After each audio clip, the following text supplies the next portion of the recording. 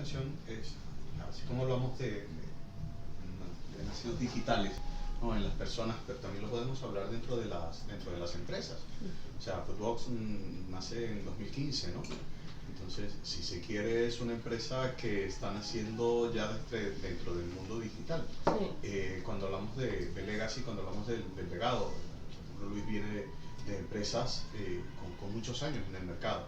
Entonces, hablar de legado en una empresa con muchísimos años en el mercado y hablar del legado, del legacy, ¿no? El romper esos mitos dentro de las empresas, lo veo muchísimo más complicado. Entonces, también el tiempo es un factor muy importante cuando hablamos de los propósitos, ¿no? Dentro de la empresa. Si a eso le sumamos lo que acabas de decir, que el tamaño de la empresa también importa.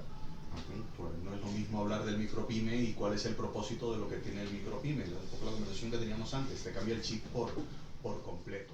Es decir, ¿cuál es el legado de Footbox? Y yo, no, pues ahora mismo legado, o sea, espero que llegue, ¿no? Pero es que en 3 años y medio, legado como tal, todavía no nos ha dado tiempo. O sea, estamos poniendo los mimbres para tener un buen legado, pero eso también es estupendo. O sea, encontrarte en tu vida un proyecto profesional que tú inicias y que lo ves desde el principio y que puedes ver la evolución, o sea, pues una oportunidad bárbara, ¿no? Pero cuando estás a una grande, pasas, entras, sales y no sabes en qué momento, ¿no? Puede haber.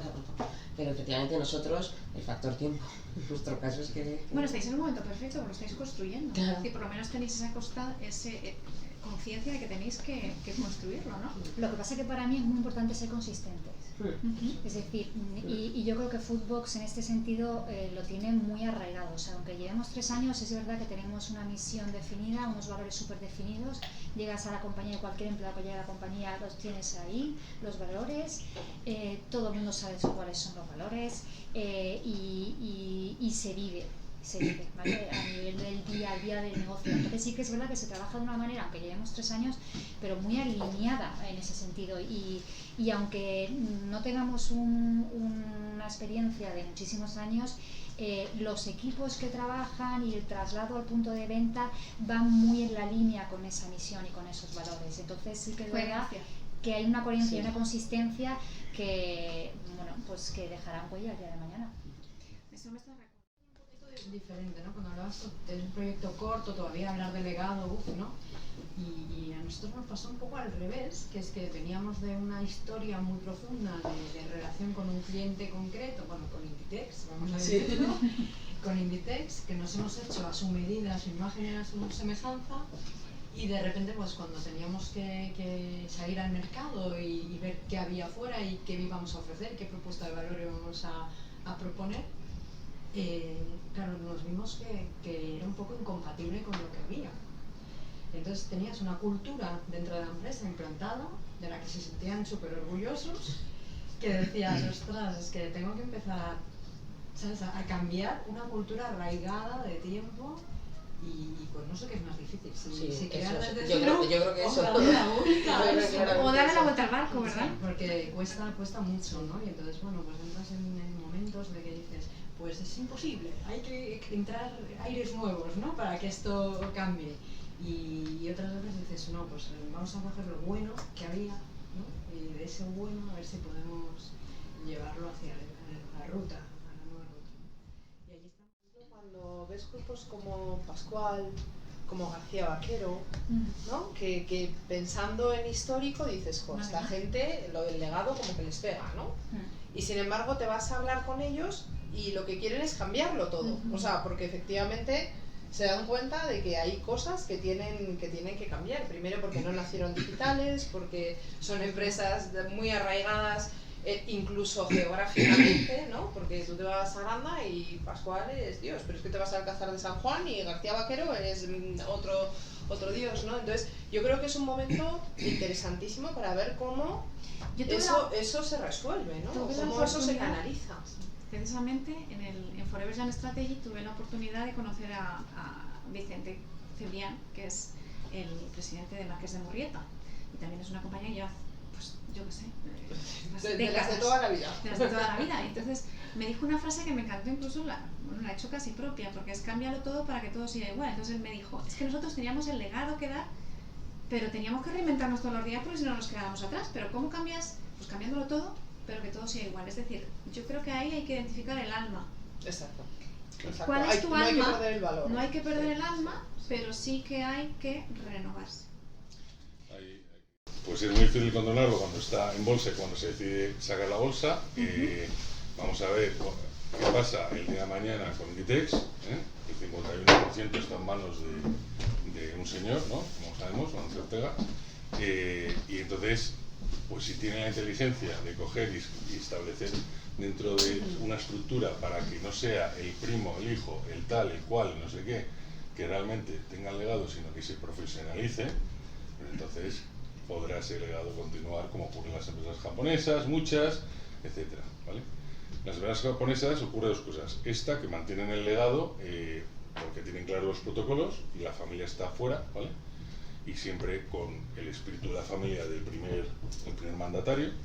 Y luego otra es que las estructuras de valores en Japón son tan fuertes que realmente es muy fácil mantener el legado generación tras generación. ¿Qué es lo que ocurre en España? Pues que somos muy promiscuos para mantener legados. Porque el legado es, ahora yo soy el propietario, o yo soy el que mando, o no soy el que mando. Una de las cosas que ha ocurrido en Freysenet es que seguía parte de la propiedad, seguía dirigiendo, y había otra parte de la propiedad que claro, que no le gustaba que su primo, su tío, su abuelo, su tal, estaba dirigiendo, y entonces le han hecho la cama, han ido por detrás, y entonces han vendido cuando José Ferrer no quería vender. Sí, lo mismo que Eulen, un poco lo mismo. Lo mismo, y Eulen lo mismo. Pero fíjate Freysenet, que son unos cuantos años. Codorníu, lo mismo. Y al final, ¿qué pasa? Que las familias realmente no han sido capaces de establecer un protocolo y una forma de trabajar para decir, oye, aquí no puede meter mano todo el mundo. Y eso no lo tenemos claro. ¿Por qué? Porque el concepto que ocurre de empresa en España es mi empresa y mi vida es lo mismo. Quizá en una empresa familiar es más fácil ver dónde está el origen de la cultura corporativa.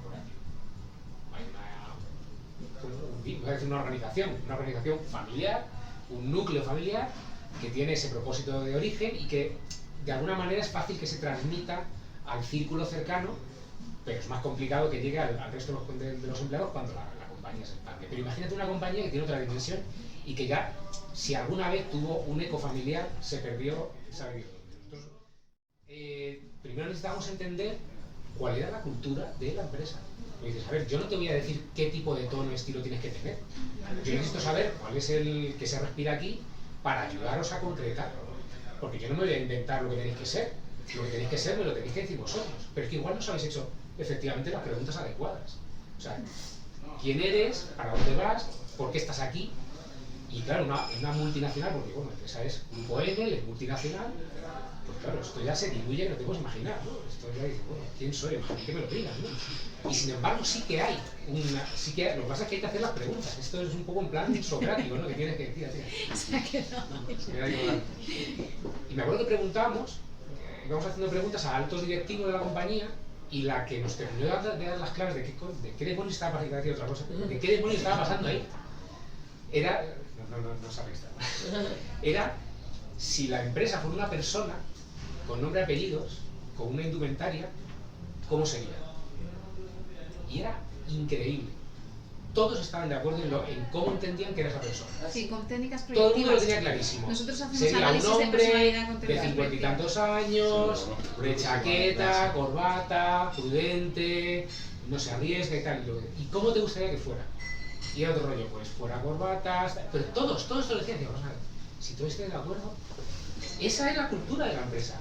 ¿Cómo demonios seguís asumiendo que sois lo que no, ni lo que sois, ni lo que no sois, ni lo que queréis ser? Es que ya sois otra cosa. Y a partir de ahí podemos identificar realmente cuáles son vuestros valores y cuáles son los objetivos, porque no sois una empresa de generación energética, ya no sois eso. Y lo tenían clarísimo, pero era como, hazte las preguntas adecuadas. Y a nosotros nos pasaba lo mismo. Tenemos claro lo que queríamos ser, teníamos una intuición, pero quien nos estaba marcando el paso no eran las personas más veteranas de la compañía. Los que te están marcando el paso son los demás. Porque al final, la cultura y probablemente el legado no es algo estable fuera de la neve.